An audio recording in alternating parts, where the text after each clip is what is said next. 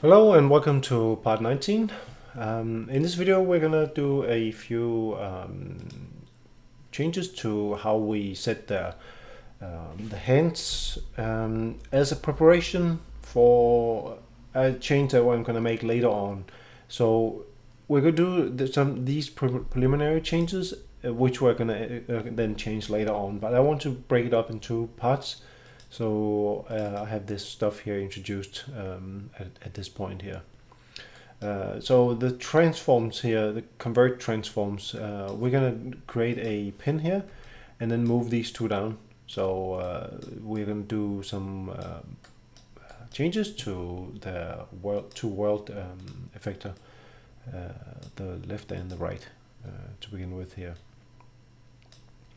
And they are not strictly going to be correct, I can already tell you that, but again I want to address this at this point here, so bear with me and try and just for now accept that we do this, and then I will explain later on. So we want to add a little bit offset to each hand, because the hands that we're gonna change later on are gonna be the wrists really, and that is why I want to introduce this. So if we look at the mannequin here, we can see the hand joint is actually this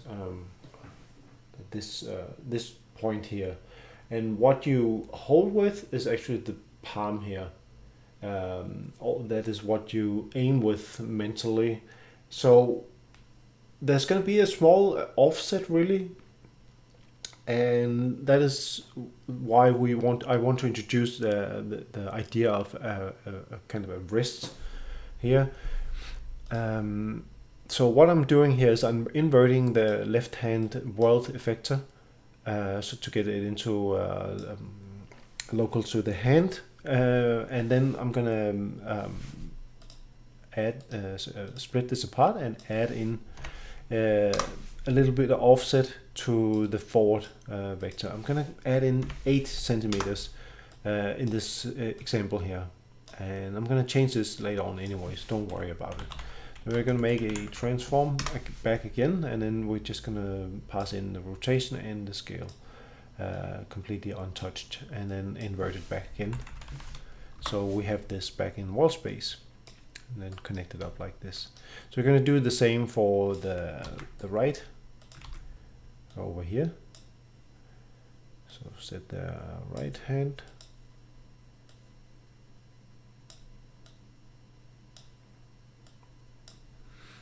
and get the right hand world effector like this. And let's have a look at it.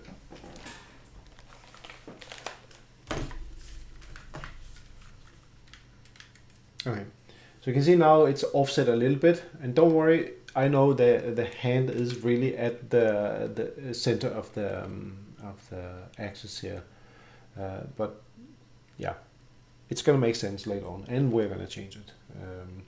So another thing I noticed when I built this was that my shoulders are, if I touch my shoulder, you can get the point that it's way too low at the moment. You can see I'm holding my shoulders, not right now, but the shoulder joints are all the way down here, all the way halfway down my chest. So we're gonna just make a little change to the offset inside the set shoulder function. This one, no, this one. And if you scroll a little bit to the side, you can see we have this fixed offset that we add in minus 25 centimeters. So we will change this all the way down to minus 15, I think, for now. And if we look at the shoulders now, it's a bit closer, I would say. Could maybe even come up a little bit more. Whoops. So this is kind of where the shoulder is.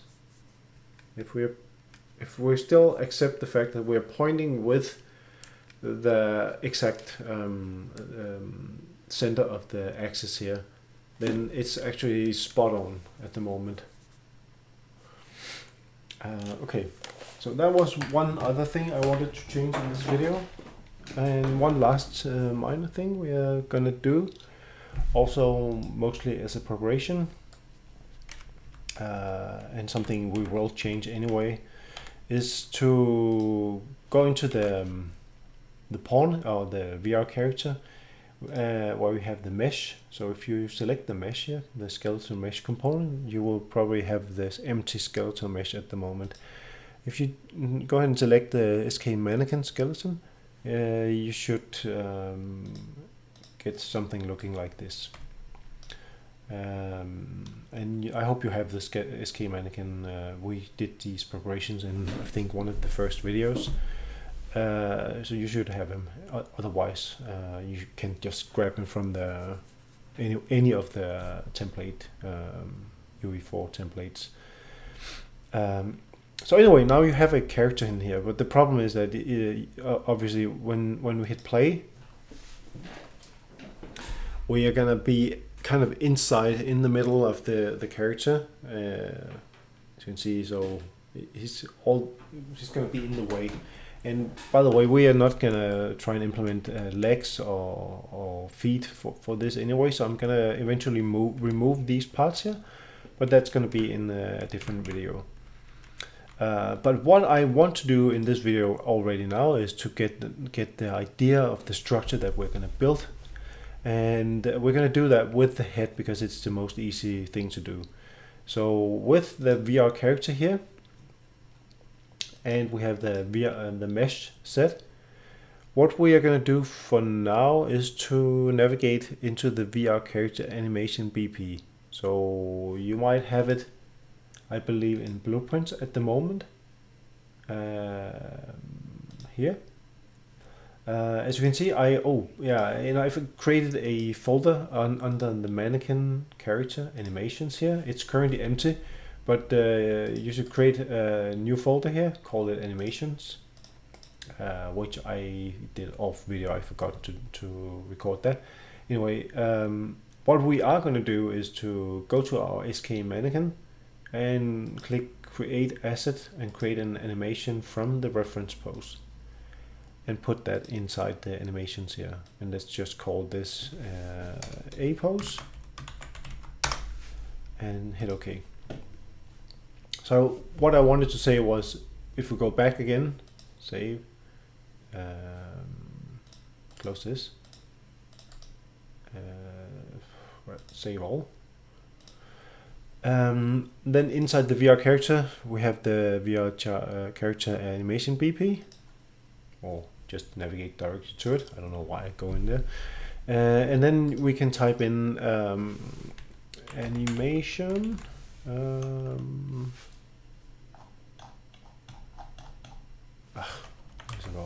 A pose, play a pose like this, and you can connect that directly up to the result here. What we need to do is to add in now, over the next few videos, we're going to add in a bunch of transform modify bones. So if you right click the empty space here and type in transform modify bone, you're going to get this node here. You can see they take this blue component pose, and this is a I believe a local animation pose. So you have to convert them between local and component. That's what they are for. So in between here, we're going to have a bunch of these transform nodes here. So for now, just add one. And what you want to do is to select the bone to modify. And in this case, since I mentioned we want to just work with the head. You can also ignore the scale for now. So just make sure you click this eye icon over here, and that's going to remove the scale from the node over here. So now we need a variable of a transform type, to which we'll call the head.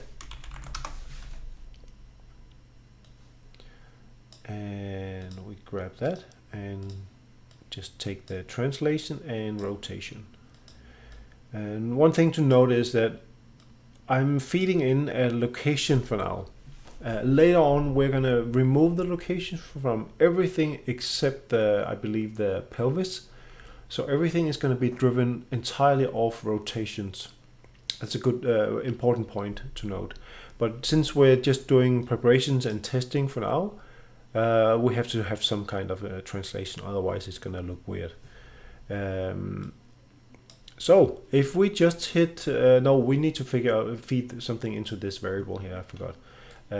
If we go to the event graph of this, we have this try get pawn owner. If we follow that blue line here, double click it and then drag off here and say cast to VR character. We can get access to the UBIK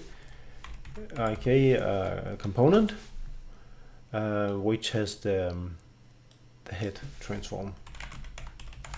Remember, it's called head effector, and we have 3 versions of it, and we're going to use the component version here.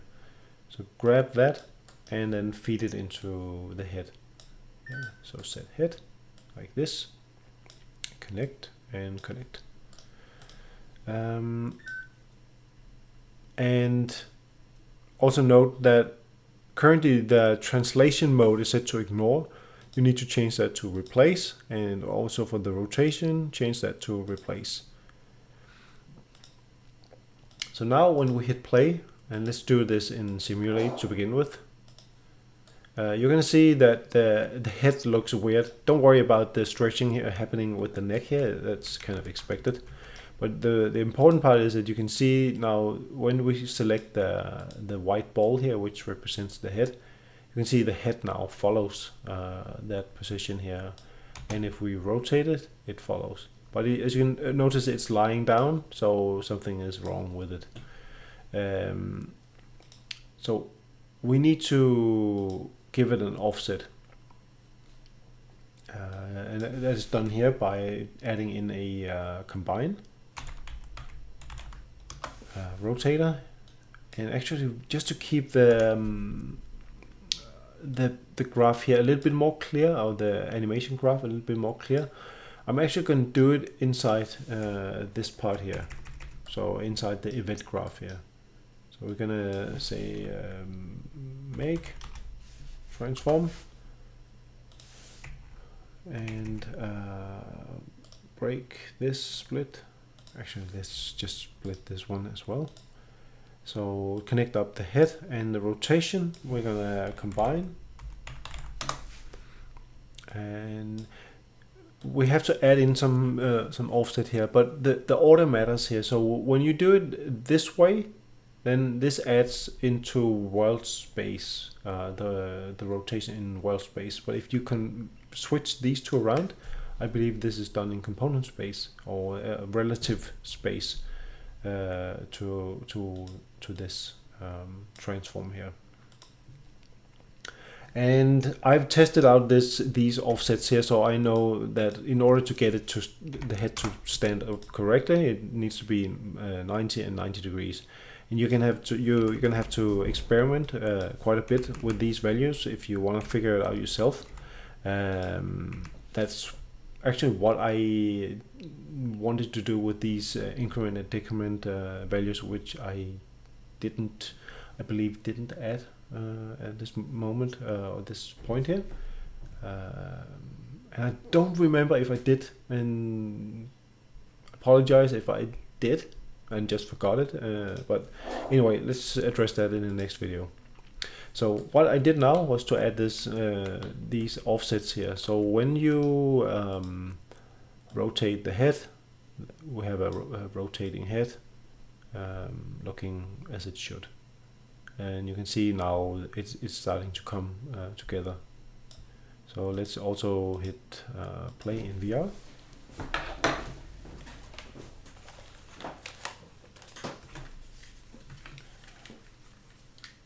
Hello.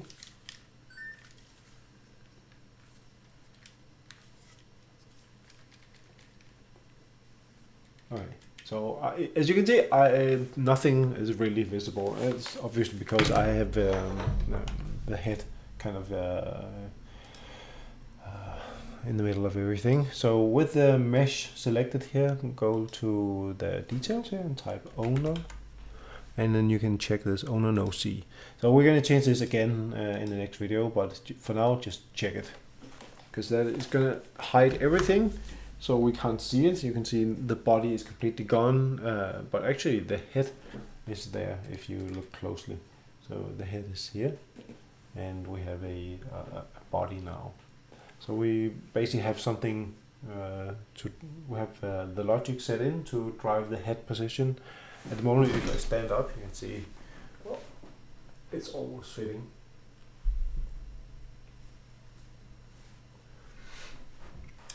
So yeah, this is a hopefully making sense. Otherwise, leave a comment in on the video, and feel free to ask questions.